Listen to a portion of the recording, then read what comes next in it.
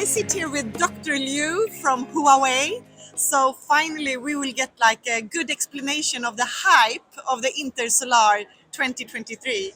It is grid forming. Yes. So Dr. Liu, can you tell me about grid forming? What is it?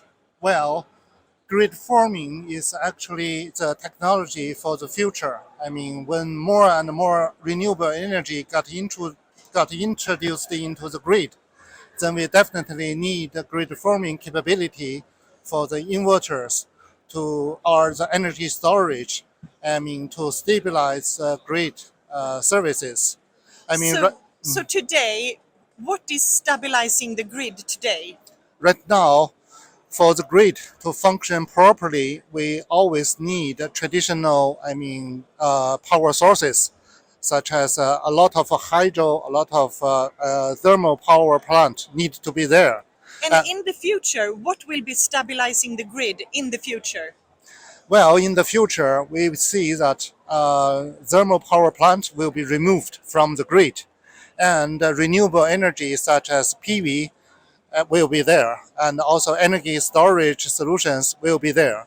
And those components will be critical for the stabilization, normal operation of the grid. So you mean that these PV and the inverters and the battery storage, they will be grid following or will they be grid forming?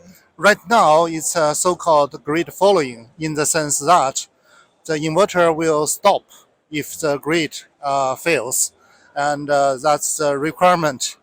And but in the future, we also want the grid. The PV inverter or plus the energy storage can provide the necessary support to the grid, even when the grid experience some problems such as voltage high or low. And in that case, the renewable energy going to play the role of traditional power source.